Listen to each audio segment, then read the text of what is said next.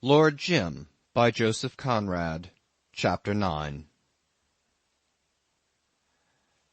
I was saying to myself, "Sink! Curse you, sink!" These were the words with which he began again. He wanted it over. He was severely left alone, and he formulated in his head this address to the ship in a tone of imprecation, while at the same time he enjoyed the privilege of witnessing scenes, as far as I can judge, of low comedy. They were still at that bolt. The skipper was ordering, "Get under and try to lift," and the others naturally shirked. You understand that being squeezed flat under the keel of a boat wasn't a desirable position to be caught in if the ship went down suddenly. "Why don't you the strongest?" whined the little engineer. "Gott verdam! I am too thick," spluttered the skipper in despair. It was funny enough to make angels weep. They stood idle for a moment, and suddenly the chief engineer rushed again at Jim. "Come and help, man! Are you mad to throw your only chance away? Come and help, man! Man! Look there! Look!" At last Jim looked astern, where the other pointed with maniacal insistence. He saw a silent black squall which had eaten up already 1/3 of the sky. You know how these squalls come up there about that time of the year.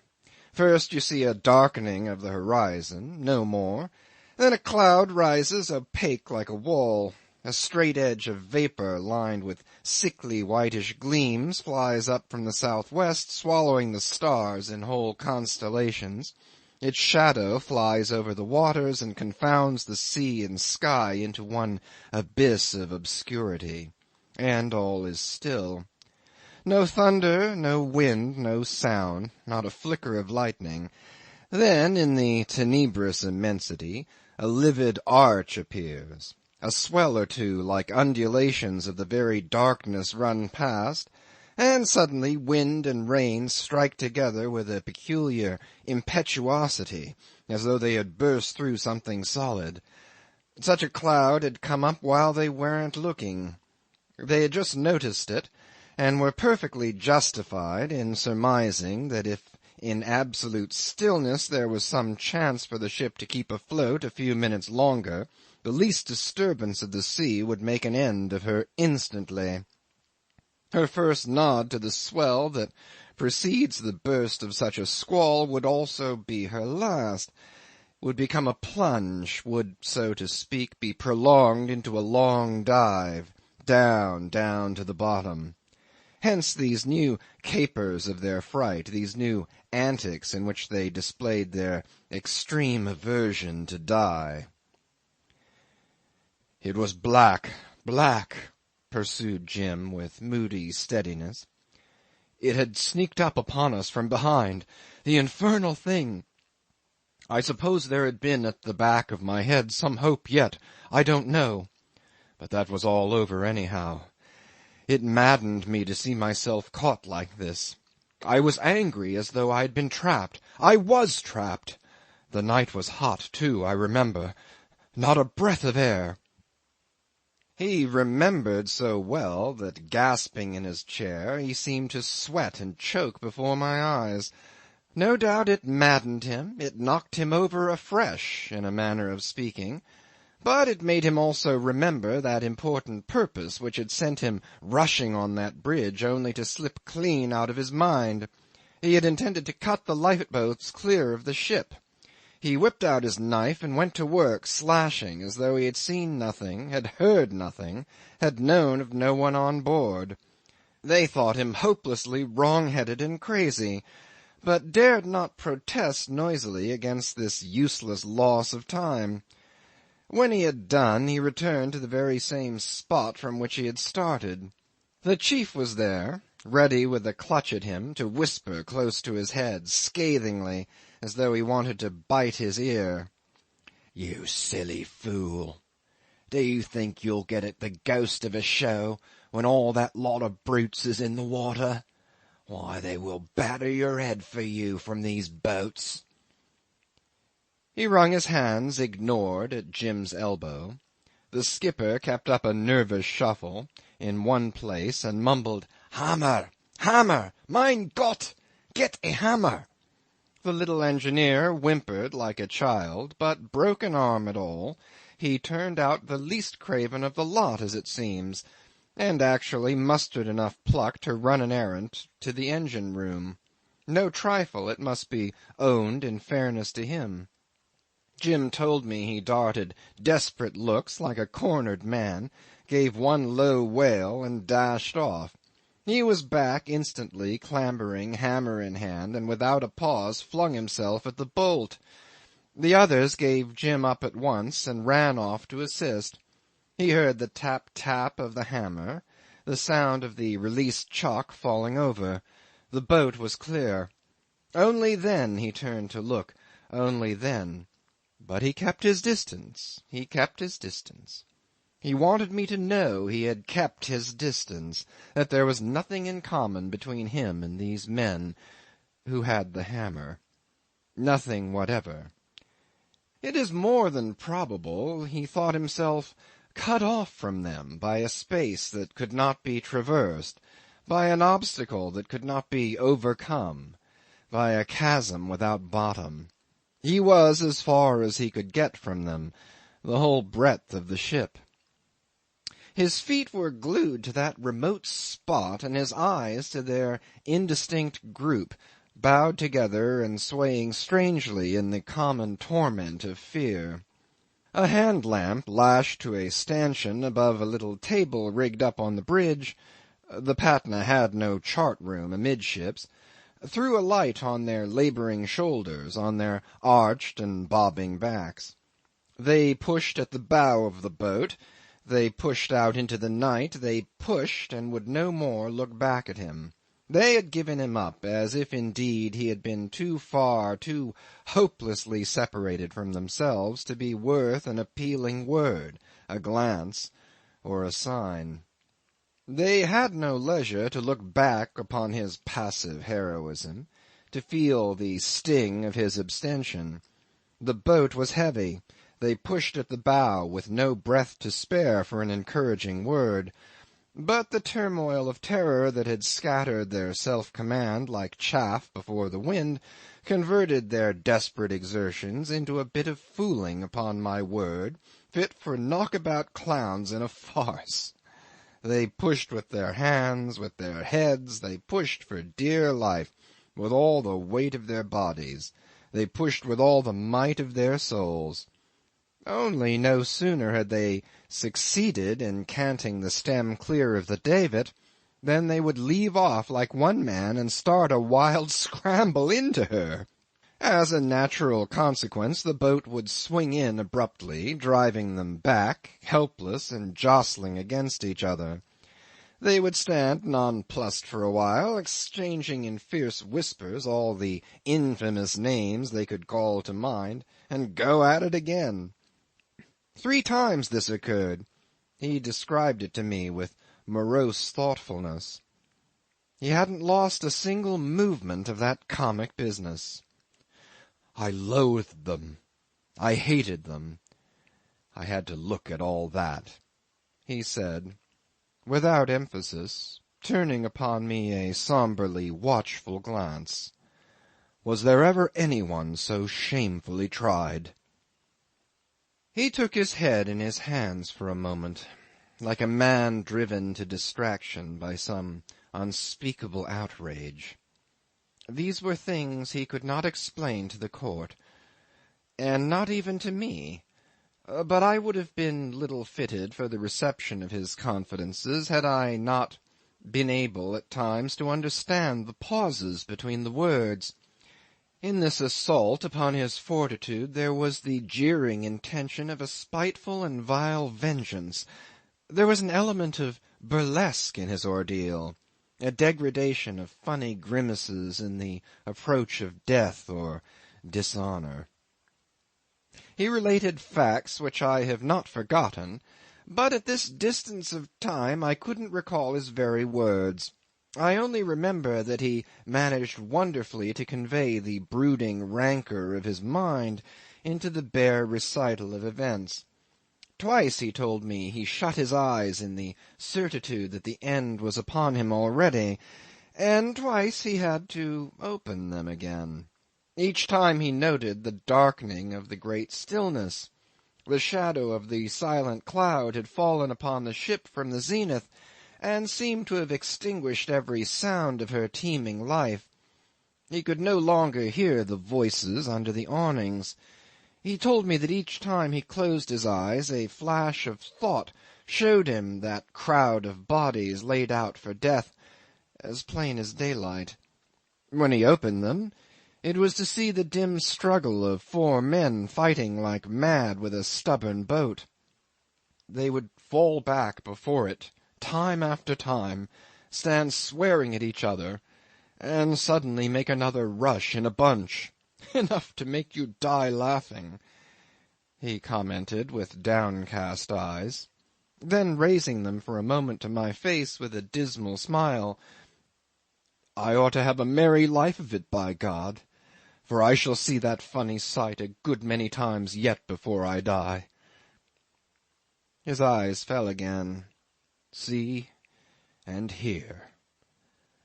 See and hear, he repeated twice, at long intervals filled by vacant staring. He roused himself. I made up my mind to keep my eyes shut, he said, and I couldn't. I couldn't, and I don't care who knows it. Let them go through that kind of thing before they talk. Just let them, and do better. That's all. The second time my eyelids flew open, and my mouth too. I had felt the ship move. She just dipped her bows and lifted them gently and slow, everlastingly slow, and ever so little. She hadn't done that much for days. The cloud had raced ahead, and this first swell seemed to travel upon a sea of lead. There was no life in that stir. It managed, though, to knock over something in my head. What would you have done? You are sure of yourself, aren't you? What would you do if you felt now, this minute, the house here move, just move a little under your chair? Leap, by heavens! You would take one spring from where you sit and land in that clump of bushes yonder. He flung his arm out at the night beyond the stone balustrade.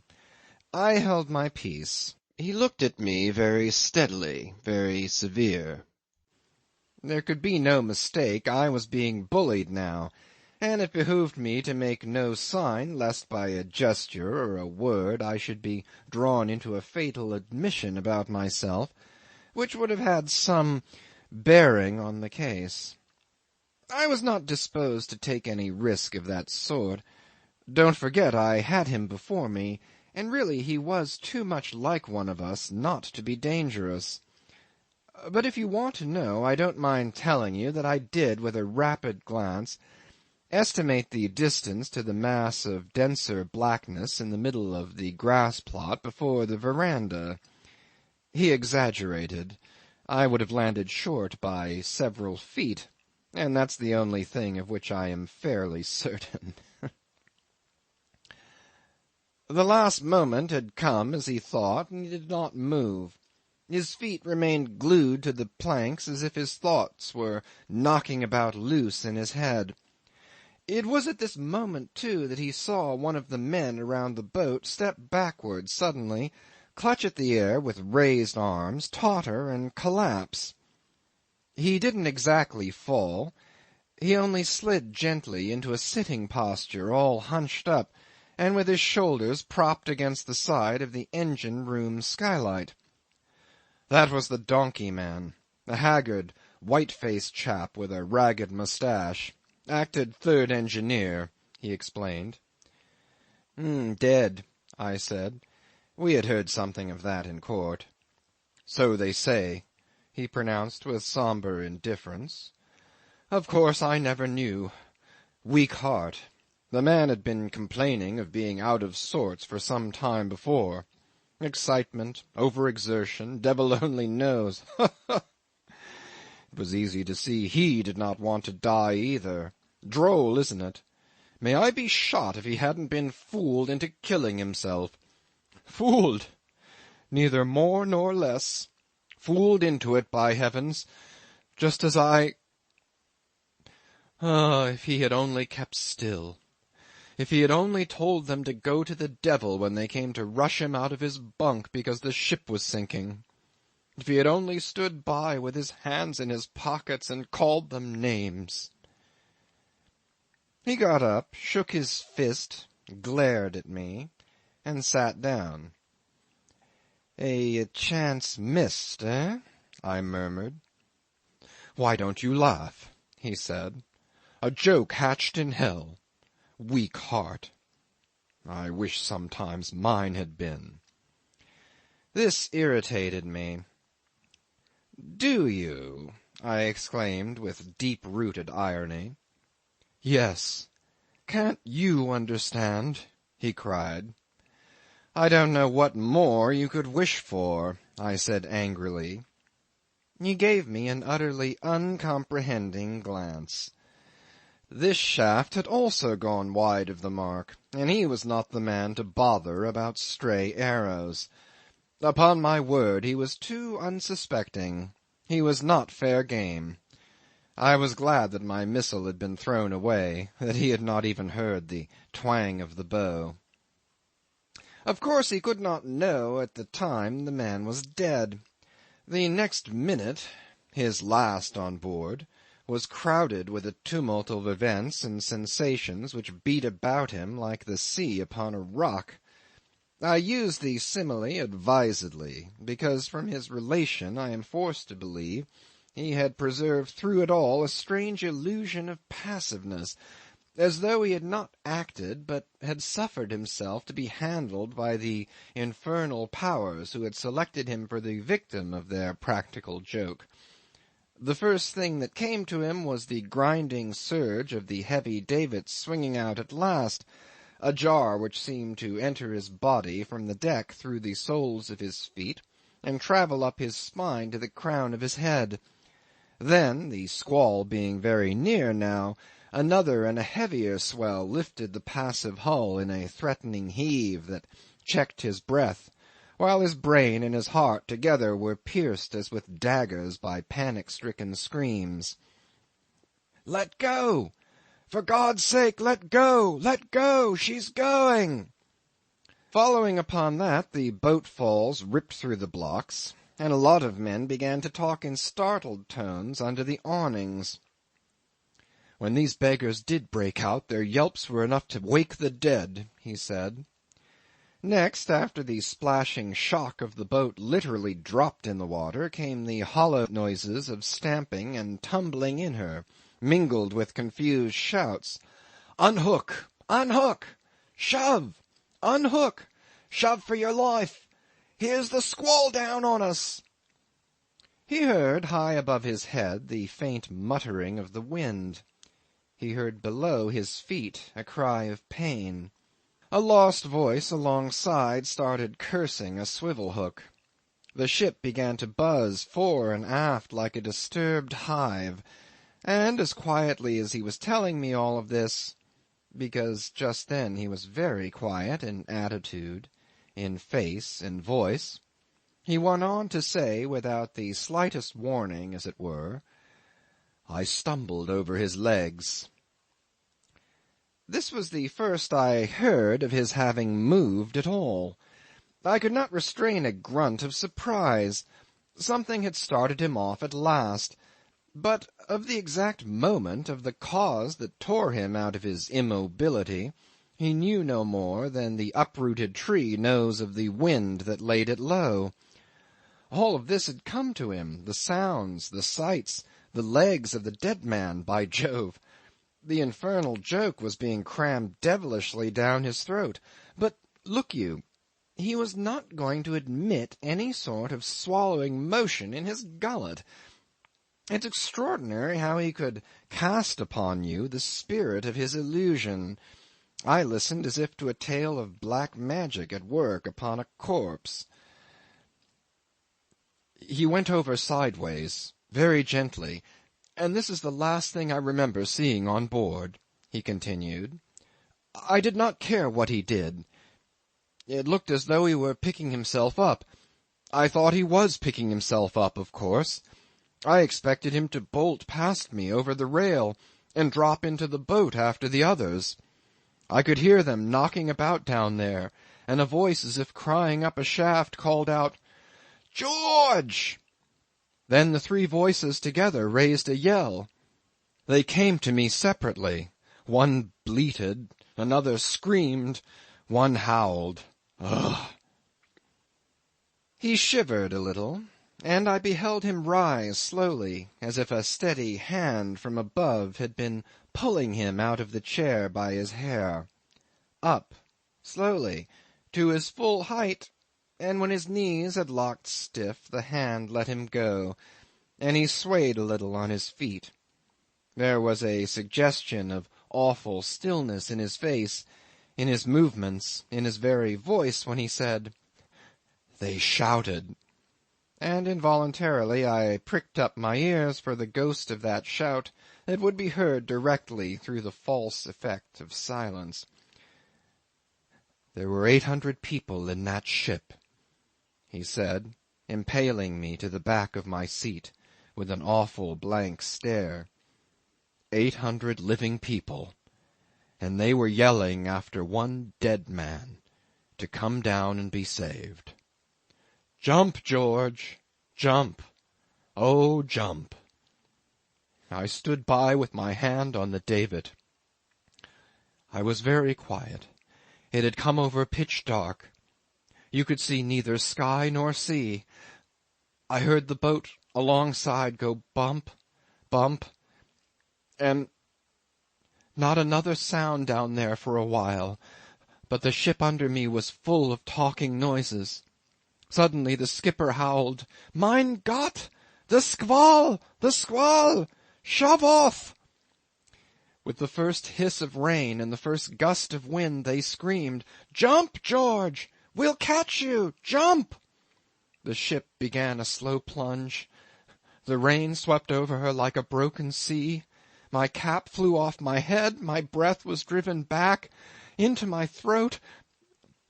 I heard, as if I had been on the top of a tower, another wild screech. "George! Oh, jump!" She was going down, down, head first under me.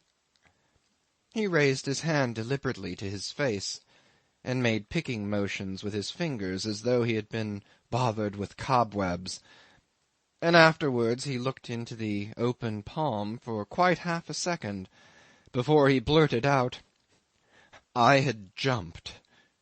He checked himself, averted his gaze. "It seems," he added. His clear blue eyes turned to me with a piteous stare, and looking at him standing before me, dumbfounded and hurt, I was oppressed by a sad sense of resigned wisdom, mingled with the amused and profound pity of an old man helpless before a childish disaster.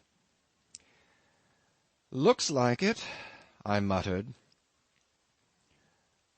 "I knew nothing about it till I looked up," he explained hastily. "And that's possible, too. You had to listen to him as you would to a small boy in trouble. He didn't know. It had happened somehow. It would never happen again. He had landed partly on somebody and fallen across a thwart. He felt as though all his ribs on his left side must be broken.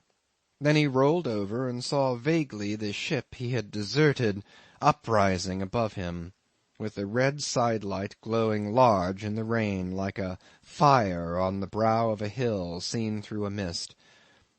She seemed higher than a wall. She loomed like a cliff over the boat. I wished I could die, he cried. There was no going back. It was as if I had jumped into a well, into an everlasting deep hole. End of chapter 9.